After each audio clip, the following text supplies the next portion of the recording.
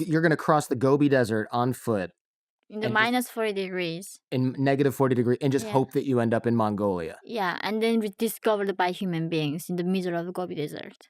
What the hell So kind of plan is that? so your survival rate is very, very low, like 99% you're not gonna make it. Oh my gosh. And you're gonna get caught by soldiers, so you need a miracle. That's why they make you pray and truly like waiting for God's sign to go. This is and I know you help people escape now, and I Yeah. assume you have a slightly Oh, better we don't plan. use the we use cars and transport them to That sounds like a Thailand. good Yeah, idea. Yeah. yeah. But we didn't have money. These people, we have to use money to transport them, bribe them. But going to Mongolia, you don't need a broker. They just give you a compass. Why don't you walk, follow the north, like the west part, and then cross the 8 wire fences, and hopefully that's gonna be Mongolia or something. That is just mind-blowing. So you're crossing the Gobi Desert. How long does it take? It only took 1 day. One day. Because we chose the coldest time of the year. So the guards would think like who's gonna be crazy Oh, I see. enough to, because the other times the security is so tight. I mean, there are guards in China preventing nobody can escape. They're gonna shoot you. So if you choose the coldest time, then even though it's very high secure, the tight border, that people think, oh, nobody's crazy enough to cross right Yeah, now. they're It's- watching movies and yeah, smoking it's so inside. freezing. They don't want Yeah. to go outside even themselves. So we chose that time. And then we crossed 1 day. But the hardest thing in the desert is that you don't know if you're going straight or backwards on the side or like Yeah. circle, because nothing tells you, indicates you're going forward. You just have a compass and you're like, I hope this thing works. Just it's like in the middle of the ocean. Right. Nothing tells you where you're going. There's no landmarks on the horizon. or anything. Nothing. So No. that was like where I shocked. Like I'm not sure if I'm just keep going circle and circle. And now we did the rumors where some defectors do that. Go days and circling the same thing again and again, come back to the same spot. So when we go, like, okay, let's leave our stuff here. So when we come back, maybe we came back here. That's how we went, moved along, leaving some stuff and knowing we've been here. And thankfully, we only got discovered next day by Mongolian soldiers. So the Mongolian soldiers are used to seeing North North Koreans Koreans. crossing the border over Yeah. these wire fences. So then, is it a warm welcome or is it kind of like you just get arrested? They use a gun, like put your hands up, right? You cross the border illegally, Yeah. so it doesn't matter you're a child or not.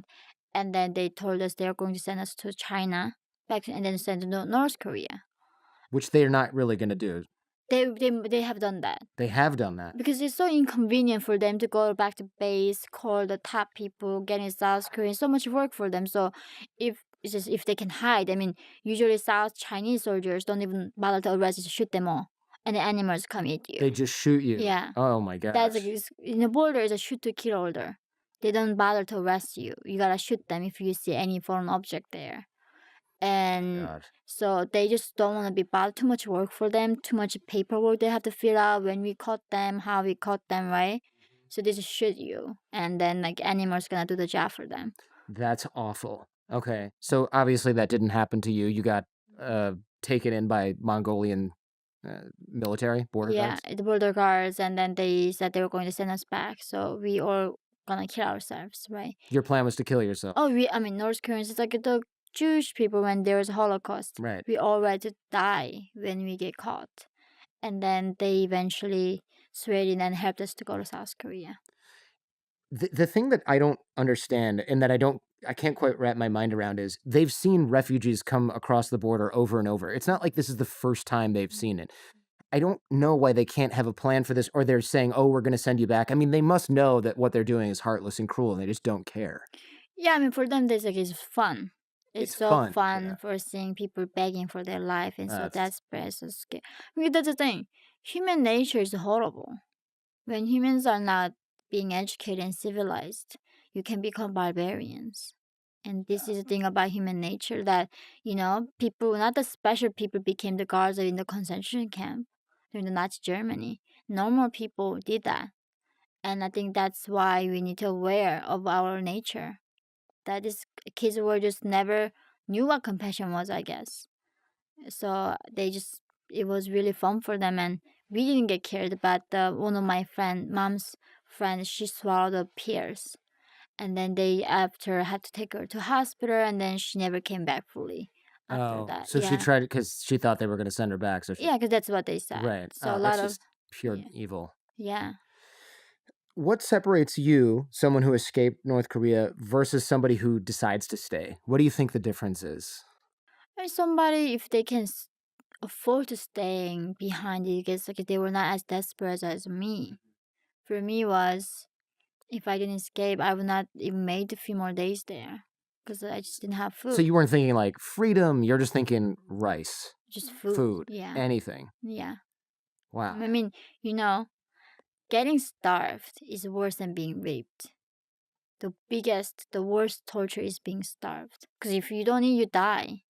And before you die from starvation, you hallucinate. You lose your mind. That's how most undignified way of dying from starvation. That's why cannibalism happening in North Korea, because they hallucinate. Cannibalism. Yeah, so some mothers eat their children because they thought their children were dogs. Because they go crazy when you don't eat. And then they wake up and then like, what happened to my child? And then they just Oh ate. man. It's real stories. You're getting these stories, I assume, through the network of other defectors and It's a United Nations documents at the COI report, okay. and it's based on a true story. There was like director made a movie too. And in North Korea, when we were there, we are actually the policeman was saying there was like he followed some mom was holding their baby, going near the river and then making a fire and then boiling the water, and then she was boiled her baby there. So Oh god. policeman called. So these things you hear when you're North Korea. So I mean, it's we hear like just don't go buy the meat at that in the black market. There's somebody selling meat very cheap price, and then like we all know like what they're selling. I mean, you can tell by the bones also in the meat if it's Yeah, I mean, thankfully I was so poor that we couldn't afford the meat, so we didn't have to go there. wow. Yeah, so people are selling like their own children's meat in the market to Or survive. a lot of people die from Sure. starvation, so you can just grab them like their bodies floating on the rivers, and the train station when you go there, tons of bodies stacked, so they can just get them and sell the bones and make the broth, right? What's up with the dead bodies at the train station? Because I've seen dead bodies in North Korea, and the weirdest part is I'll see it, and 15 other people will see it, and our guides will say, "I don't know what you're talking about." Like they're pretending that they What? can't see it. Wow. Yeah, on So the road and at the yeah, train station. because in North Korea, train from one city to the other city in South Korea take 30 minutes. Takes month sometimes because of electricity. You have to push your train. Because You North have to Korea, push the train. yeah, I mean, that's not possible. How do you do that? you do. Hundreds of thousands of people come. I'm gonna show you the picture later after this. Yeah, What that you can use in the video if you sure. want to. What it looks like. Yeah, we'll link it in the show notes Yeah, if you want to just like text it to me after. you can push the train. I guess if there's hundreds of people pushing the back of a train, it'll move a little bit. That's Yeah, wild, though. I yeah, mean, you're you not do. going up a hill, that's for sure. You sometimes, yeah, there's a here that train cannot go. Electricity is so low, then people have to go help the train out. This is just unfreaking believable. I mean, imagine, you got to think, if you're running that country, you know that it's a horrible place and you've done nothing to improve the situation.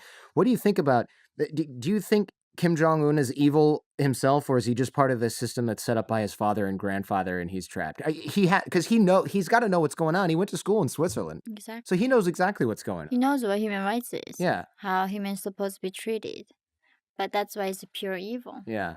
Like he's not brainwashed. He has seen the real world.